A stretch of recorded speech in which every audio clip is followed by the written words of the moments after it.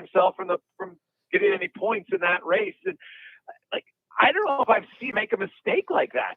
Well, yeah, I mean, I don't want to be the guy to correct you, but there were two things that happened there, Gregor, that Verstappen went out after a blown tire. So he was leading the race. Yeah. He was on his way to victory, driving on a straightaway, didn't do anything. It was 100% not the fault of the driver. His tire just blew at 300 plus kilometers an hour, fenced the car, and that was the end of the day for him.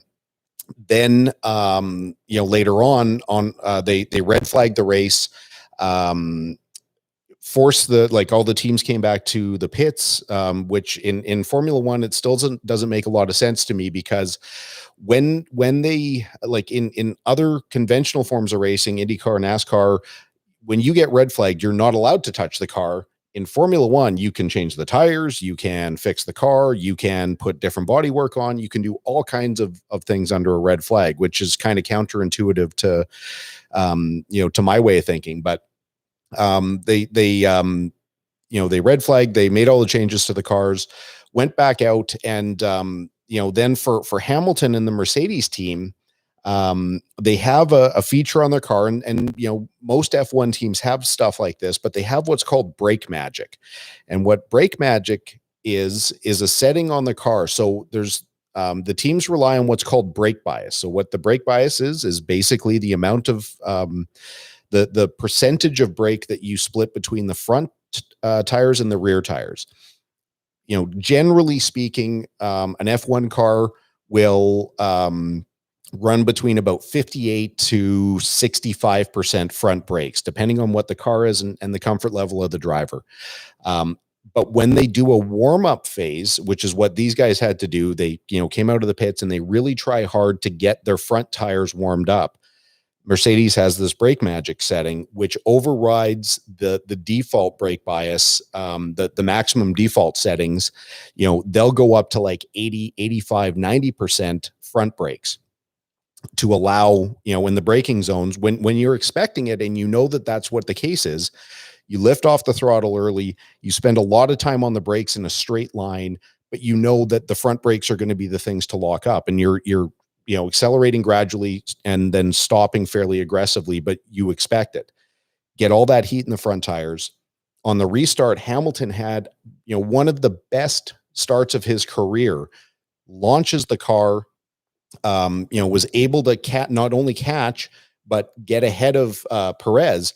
In that moment, the race was basically won for Hamilton, which was, going from fighting for third place, and losing points in the drivers and constructors championship, to you've got the race won, to you hit the brakes and car locks and drives off. And basically what they said happened, looking at the telemetry, was that somewhere in, like, after he launched, he re-engaged that brake magic setting, which overrode the brake bias.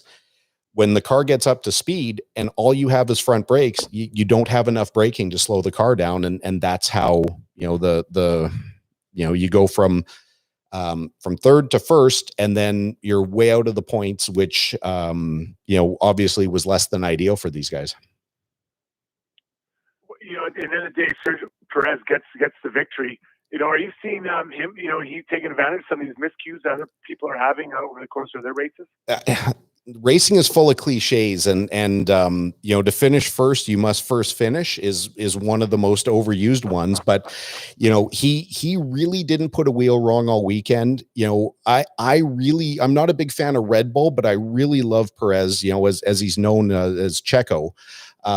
Because, even by, guys tend to have revisionist history, when things go their way, where it's like, we knew we were going to be there at the end, and he said, like, I didn't deserve this win. This probably should have been a Verstappen win. And he also knew that he got beat off the line. So he wasn't crowing and tooting his own horn, but at the same time, he didn't make a mistake. He was there at the end and, took advantage of it. And, like we talked last week about, hopefully there's some eventful thing, hopefully there's going to be some excitement in the weekend. And, just as soon as you think that the race is sorted, there's something that happens that, that shakes the whole thing up. And, we saw that through multiple series on the weekend. Colin Livingston joins us from the CanTorque Racing Report. But hey, it made for very interesting racing. I'll say that. Oh, yeah. Now, IndyCar, we got the doubleheader weekend in Detroit. Johnson and Grosjean will be back after sitting out the oval race of the 500. What do you like, Jimmy Johnson? I know it's only been a few races, but what are you kind of expecting him as far as improvement? Hopefully, if he can be with one of the main packs by the end of the year, I think he will have done an exceptional job. Grosjean, obviously he's a road racer, so this is not new for him.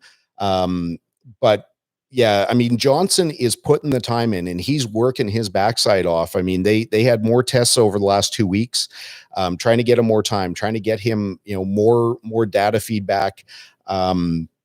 He is not, he's another one that's not really, making excuses for why he's not up there. He's saying like, this is way harder than it looks, that these cars are way, way, way more physical than anyone really understands.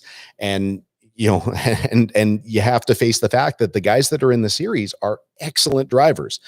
These guys are no schmucks just because they're not in Formula One or they're not, on the big stage in NASCAR. Like the guys that are in IndyCar, you could put them in any other series and in equal cars. These guys should be able to perform because, their skill set is so high. This weekend, not really expecting a lot of excitement from the race in Detroit. I mean, it's always a fun race to watch, but it's another, street type circuit where there's not going to be an awful lot of passing. Or if the passes happen, it's during pit stops and, using, push to pass. But at the same time, it's just going to be fun to see IndyCar back on, road street course again. What do you mean, Livingston, by Jimmy Johnson feels it's more physical? What does that mean in racing terms? Well, I mean, he made his bones in NASCAR. No disrespect to NASCAR guys. The drivers in all forms of NASCAR have really upped their game physically. And Johnson was no slouch. I mean, I've seen his workout program.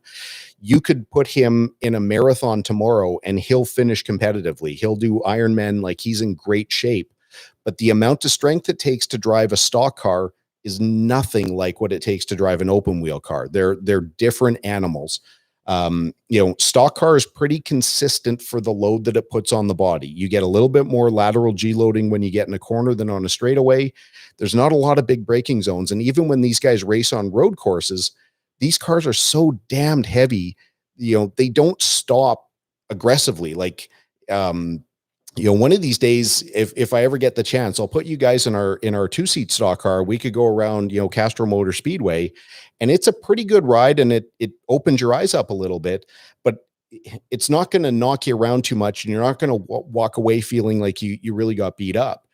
When you get in an IndyCar and you experience -5G, lateral 4G, followed by positive 3G as you come out of a corner, it's indescribably difficult.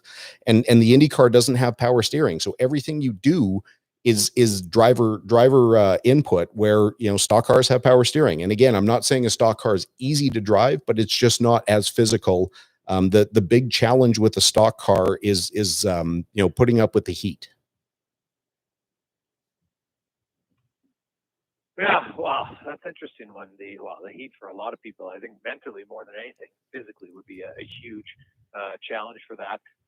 Now, what about karting? Now, remember Luca Corderi? He was the guy who threw the bumper to another competitor and everything. I said he was embarrassed. Well, he got handed a 15-year ban from racing. Now, I know he's appealing it, but what do you think there's any chance he comes back and remotely even gets that appeal reduced? I honestly hope not. I mean, I've been following this fairly closely because obviously karting's really, really close to my heart. But when he got out of that situation, was interviewed, said, I'm super embarrassed. I take full responsibility. I am vowing to never, ever race again.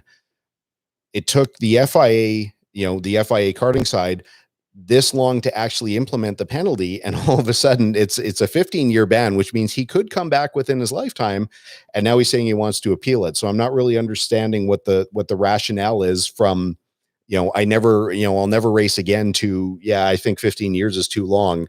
The kind of behavior that they showed, it wasn't really so much about chucking the bumper at another competitor, which is obviously a terrible thing to do, especially because it looked like it hit one of his teammates and he missed the guy he was trying to go after. It was the fact that these guys physically assaulted another driver. And when I say these guys, this is the family that owned the Lonato track in Italy.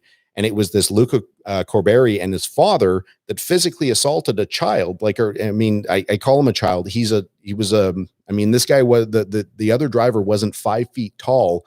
These guys are almost 6 feet tall. And both of them made physical runs at this guy in the paddock by, blindsiding and tackling another driver. Like, that kind of behavior just doesn't have a place, especially in karting, but at any level of racing.